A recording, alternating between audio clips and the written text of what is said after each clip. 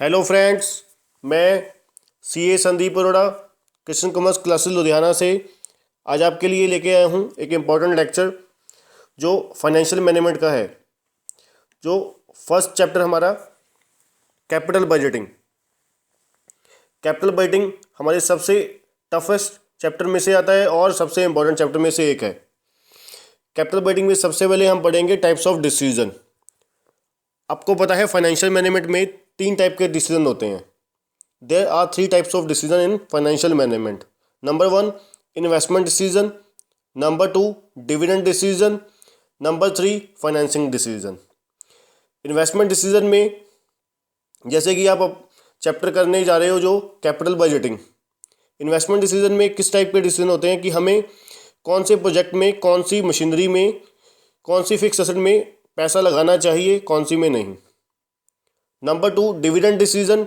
Dividend decision में company के पास option होती है क्या कंपनी को डिविडेंड देना चाहिए या नहीं देना चाहिए। अगर देना चाहिए तो कितना देना चाहिए।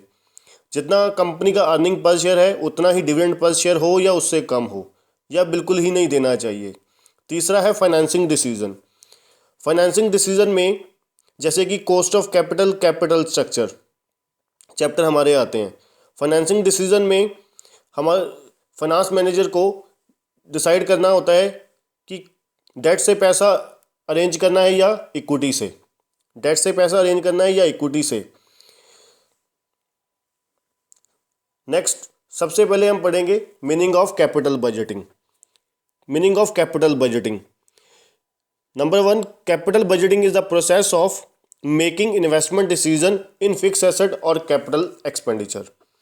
मतलब कैपिटल एक्सपेंडिचर जो हमारा है वो प्रोसेस है इन्वेस्टमेंट डिसीजन का फिक्स एसेट में या कैपिटल एक्सपेंडिचर में। Number 2, capital budgeting is the process in which a business determine and evaluates potential investments that are large in nature. मतलब कैपिटल बजटिंग जो है एक प्रोसेस है जिसमें हम डिटरमाइन करते हैं और इवेल्युएट करते हैं कि जो पोटेंशियल इन्वेस्टमेंट्स हैं, जो बड़ी अमाउंट की फिगर की इन्वेस्टमेंट्स हैं, उसको हमने कैसे इवेल्युएट करना है, कैसे देखना है कि वो हमारी कंपनी के लिए, हमारे बिजनेस के लिए फ़ायदेमंद हो सकती है। Number 3, capital budgeting is a planning process. Capital budgeting is a planning process use to determine whether an organisations long term investments such as plant and machinery, new plants etcetera will be useful in firms capitalisation structure. मतलब जो capital budgeting एक process है ये determine करने का कि company की जो लॉन्ग टर्म प्रोजेक्ट्स हैं, जैसे कि प्लांट एंड मशीनरी, नया प्लांट, फिक्स एसेट्स वगैरह जो हम प्रोजेक्ट नए लगाते हैं, क्या वो फर्म्स की कैपिटल स्ट्रक्चर में यूज़फुल हो जाएंगे कि नहीं हो जाएंगे, फर्म के कैपिटल स्ट्रक्चर में फिट हो जाएंगे कि नहीं हो जाएंगे। वो कैपिटल बजटिंग डिसीजन है। जैसे कि कंपनी का cost of capital, overall cost of capital 12% है, 12% कंपनी का ओवरऑल कॉस्ट ऑफ कैपिटल है। इसका मतलब है जो प्रपोज्ड इन्वेस्टमेंट है उससे कम हमें रिटर्न कितनी आनी चाहिए, 12%। 12% कम से कम अगर रिटर्न आएगी तभी हमारा जो है टारगेट पूरा हो पाएगा। राइट, ये था हमारा कैपिटल बजटिंग का meaning. Number 2, scope of capital budgeting. Capital budgeting का कैसे स्कोप है। सबसे पहले determine which specific project a firm should accept. सबसे पहले हमें ये देखना होता है कि कौन सा स्पेसिफिक जो प्रोजेक्ट है वो फर्म को एक्सेप्ट करना चाहिए, जो फर्म के, जैसे हमने बात किया कि फर्म के कैपिटल स्ट्रक्चर में फिट हो जाए। Number 2, determine the total amount of capital expenditure which the firm should undertake. हमें डिटरमाइन करना चाहिए total amount of capital expenditure which firm should undertake. मतलब फर्म को, एक कंपनी को कितना कैपिटल एक्सपेंडिचर में, मतलब फिक्स एसेट्स में पैसा इन्वेस्ट करना चाहिए। Determine how the total amount of capital expenditure should be finance. कि जब तक हमें ये नहीं पता लगेगा कि हमें जो रिक्वायर्ड रेट ऑफ रिटर्न है, इन्वेस्टमेंट की रिटर्न कितनी है, उसके बेस पे हम फाइनेंस जो है वो रेज करने के लायक हो जाएंगे। Number 3, determine how the total amount of expenditure should be finance. And number 4, determine the long term viability of project. Capital budgeting process से हमें ये पता लग जाता है कि जो हमारा प्रोजेक्ट है वो लॉन्ग टर्म वायबल है या नहीं है। मतलब जो हमारी कैपिटल स्ट्रक्चर के अकॉर्डिंग वो फिट बैठेगा कि नहीं बैठेगा, कंपनी की ऑपरेटिंग फिजिबिलिटी के अकॉर्डिंग वो फिट बैठेगा नहीं बैठेगा। राइट, पहला था हमारा मीनिंग ऑफ कैपिटल बजटिंग, जिसमें हमने ये पढ़ा कि कैपिटल बजटिंग क्या चीज़ है। कैपिटल बजटिंग क्या है? एक प्रोसेस है इन्वेस्टमेंट डिसीजन का, एक प्रोसेस है जिसमें हम ये देखते हैं कि जो हमारी फिक्स एसेट है उसमें पैसा लगाना चाहिए या नहीं लगाना चाहिए अपने कैपिटल स्ट्रक्चर को देखकर। Number 2 scope. नेक्स्ट है, अब पूरे कैपिटल बजटिंग चैप्टर में हमारे को ये मोस्ट इंपॉर्टेंट एलिमेंट्स हैं जो रिपीट यूज़ होते जाएंगे, जो हर जितने भी डिसीजन मेकिंग क्राइटेरिया हैं उनमें सभी में यूज़ होंगे। जैसे कि नंबर 1 है इनिशियल इन्वेस्टमेंट, जिसको हम कैपिटल आउटले भी बोलते हैं। इनिशियल इन्वेस्टमेंट और इसको कैपिटल आउटले भी बोलते हैं।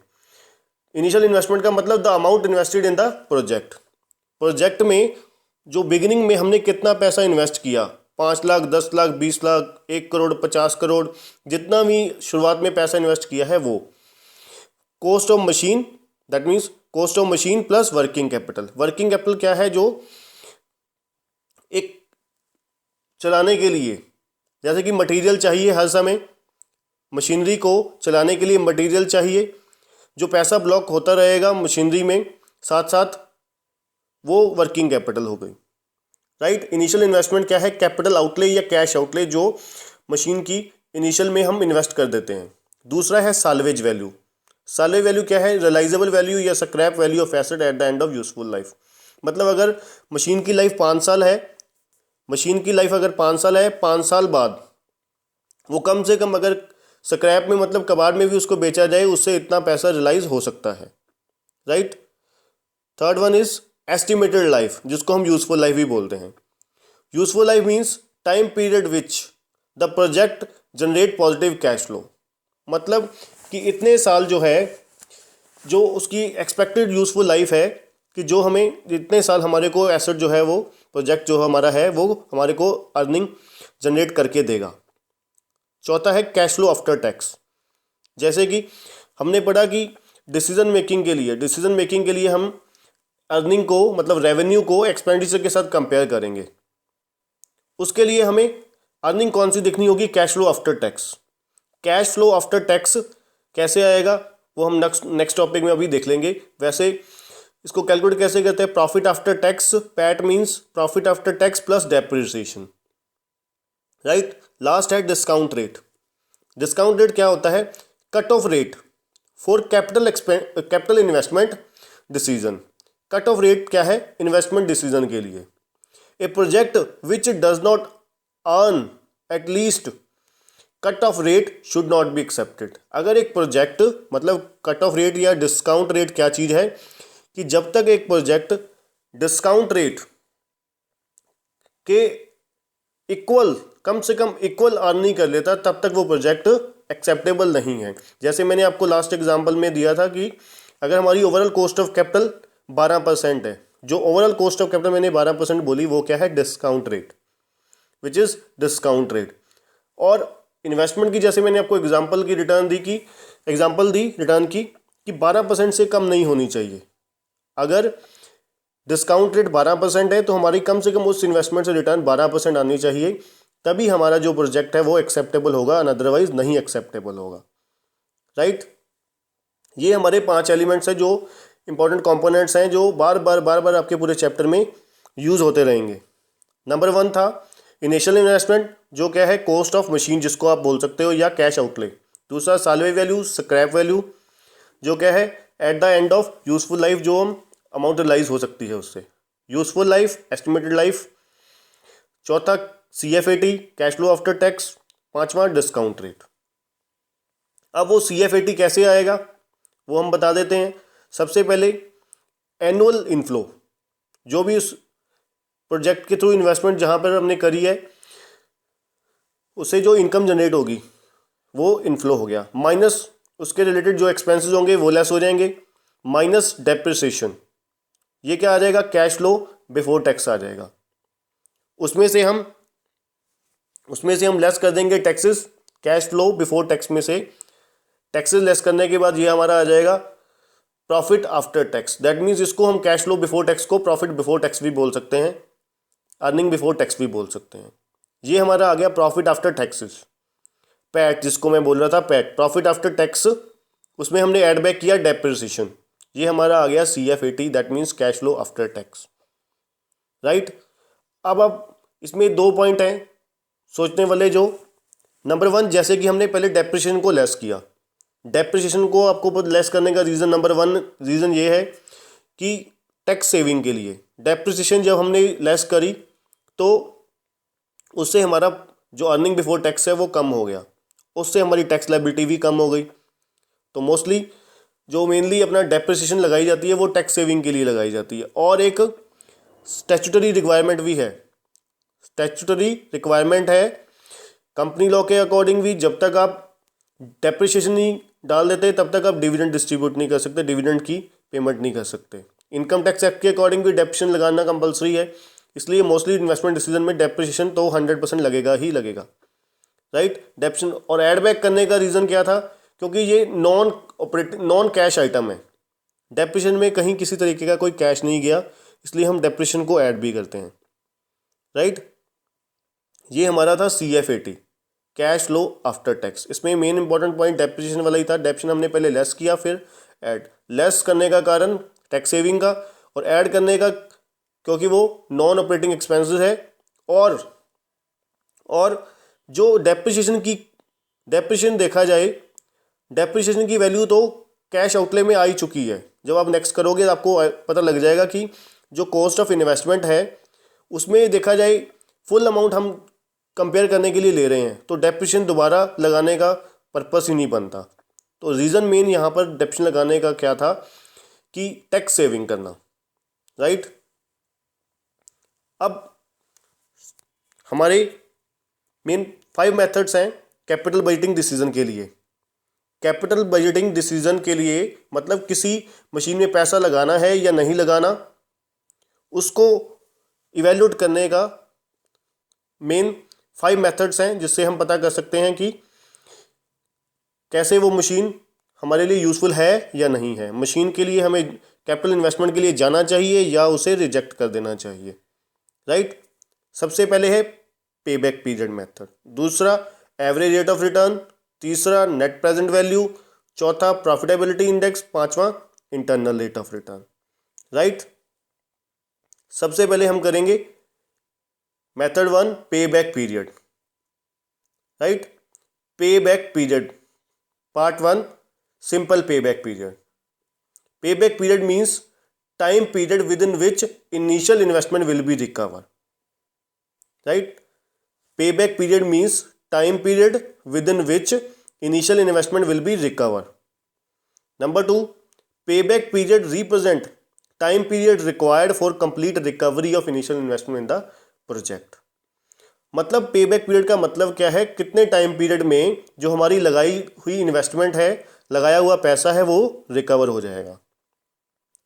कितने समय में हमारा लगाया हुआ पैसा रिकवर हो जाएगा, वो पे बैक पीरियड है। दूसरा, पे back period represent the time period required for complete recovery of initial investment, means इतने समय में हमारा लगाया हुआ पैसा वापस आ जाएगा।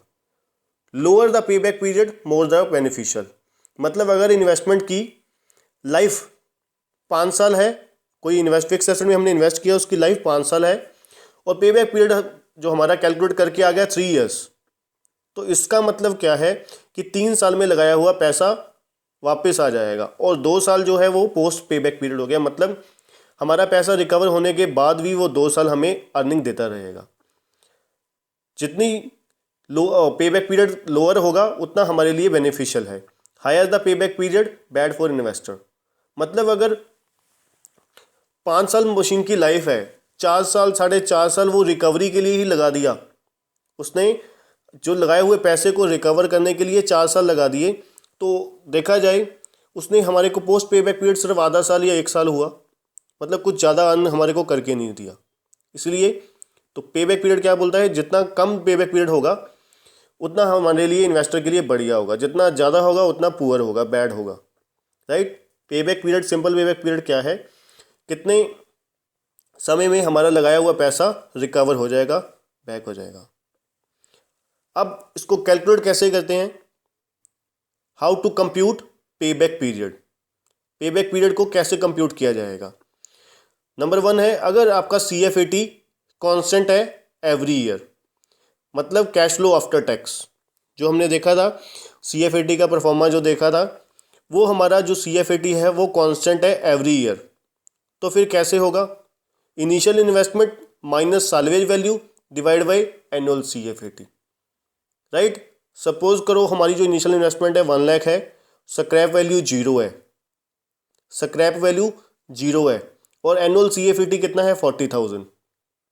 इनिशियल इन्वेस्टमेंट अगर 1 लाख है, स्क्रैप वैल्यू 0 है और एनुअल CFAT 40,000 है, तो देखा जाए हमारा जो पे बैक पीरियड है वो कितना आ जाएगा 2.5 ईयर्स, मतलब 2 years and 6 months, right.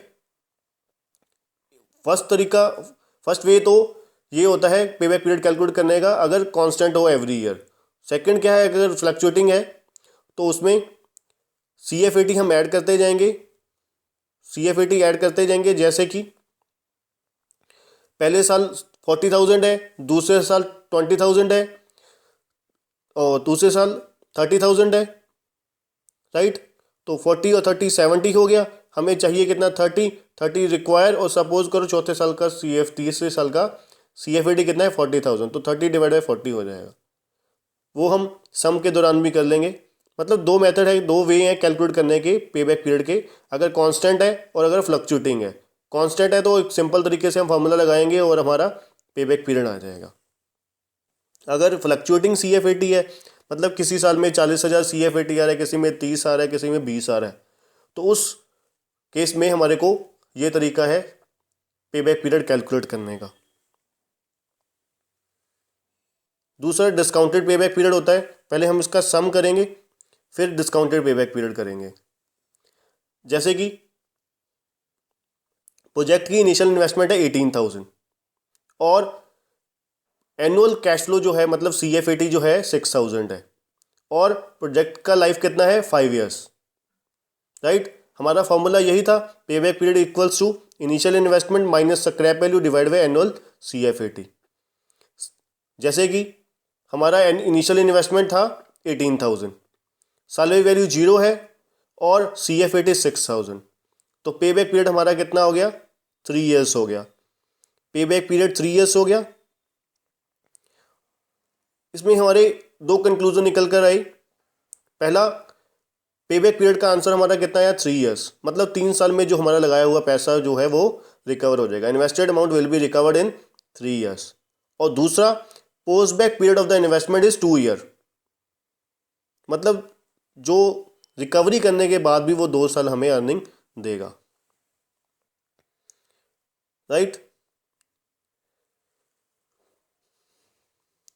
Next है हमारा discounted pay back period. Discounted pay back period, discounted pay back period का मीनिंग क्या है, when the pay back period is computed after discounting the cash flow bye A pre determined rate. जैसे कि हमने discount rate की बात करी थी, डिस्काउंट रेट जो हमारा क्या था ओवरऑल कॉस्ट ऑफ कैपिटल हम कह रहे थे उसको। अगर पे बैक पीरियड जो है कंप्यूट किया जाता है डिस्काउंटिंग के बाद, मतलब जो हमारा इंटरेस्ट फैक्टर है, हमारा overall cost of capital factor है, उसको कंसीडर करने के बाद लगाया जाता है, तो कैश फ्लो जो हमारा आएगा, पे बैक पीरियड हमारा आएगा, वो हमारा क्या होगा डिस्काउंटेड पे बैक पीरियड होगा, right. Discounted pay back period होगा। डिस्काउंटेड पे बैक पीरियड कैसे निकालना है, discounted cash flow after tax DCFAT means, term नीचे लिखी हुई हुई है, DCFT means discounted cash flow after tax, मतलब जो CFAT आया था उसके ऊपर हमारा क्या हो जाएगा प्रेजेंट वैल्यू फैक्टर लग जाएगा, डिस्काउंट फैक्टर लग जाएगा, इंटरेस्ट फैक्टर लग जाएगा, right. Discounted cash flow after tax जैसे हम सिंपल पे बैक पीरियड में कैलकुलेट कर रहे थे वैसे ही यहाँ पर करेंगे, बस फर्क इतना होगा वहाँ पर हम सिंपल CFAT ले रहे थे, कैश फ्लो आफ्टर टैक्स ले रहे थे, और यहाँ पर क्या होगा discounted cash flow after tax ले लेंगे, discounted cash flow after tax ले लेंगे। दोनों में फ़र्क सिर्फ इतना ही है, राइट। पे बैक पीरियड भी वैसे ही कैलकुलेट होगा, पोस्ट पे बैक पीरियड भी वैसे ही कैलकुलेट होगा।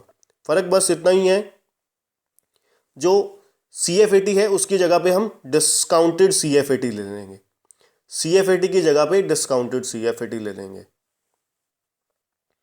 जैसे कि एक सम है, इसमें हमारी वही लास्ट वाला क्वेश्चन जो हमने सिंपल पे बैक पीरियड का किया था, वही क्वेश्चन में हमने सिर्फ एक पॉइंट ऐड किया है, डिस्काउंट रेट ऐड कर दिया 10%। इनिशियल इन्वेस्टमेंट 18,000 है, एनुअल CFAT 6,000 है, लाइफ 5 ईयर है, डिस्काउंट रेट 10% है। तो हमने ईयर 1 2 3 4 5 ले लिया, CFAT हर साल सेम है, और प्रेजेंट वैल्यू फैक्टर लगा दिया 10% के अकॉर्डिंग। प्रेजेंट वैल्यू फैक्टर अगर आप निकालोगे, जैसे कि आपको पता है कैलकुलेट कैसे करते हैं, 1 डिवाइड बाई 1.10, 1 डिवाइड बाई 1.10 करोगे तो 0.909 आ जाएगा। फिर इक्वल दबाओगे, सेकेंड ईयर का आ जाएगा 0.826, फिर इक्वल दबाओगे थर्ड ईयर का आ जाएगा 0.751, फिर इक्वल दबाओगे 0.683, फिर इक्वल दबाओगे तो फिफ्थ ईयर का आ जाएगा 0.621। राइट, ये प्रेजेंट वैल्यू फैक्टर कैलकुलेट करने का तरीका था। 1 क्या है, principal divide by 1, principal plus interest. Principal कितना होता है, हमेशा 1 ही होता है, प्लस इंटरेस्ट, इंटरेस्ट कितना है 10%, 10% मीन्स 10/100, दैट मीन्स 0.10, 0.10। तो 1 डिवाइड बाई 1.1 हो गया। अब इसको आप हर साल के CFAT के साथ मल्टीप्लाई करते जाओगे, 6,000 मल्टीप्लाई बाई 0.909, तो ये आ जाएगा आपका। फिर आप 6,000 को 0.826 के साथ मल्टीप्लाई करोगे, ये आ जाएगा। 6,000 को 751 के साथ ये, 6,000 को 0.683 के साथ 4098, 6,000 को 0.621 के साथ 3726। हमने पे बैक पीरियड में या डिस्काउंटेड पे बैक पीरियड में हमने निकालना क्या होता है, जो हमारा इन्वेस्टेड अमाउंट है, दैट मीन्स 18,000 जो है वो कितने टाइम में रिकवर हो जाएगा। अब यहाँ पर हमने 18,000 का ही टारगेट लेना है।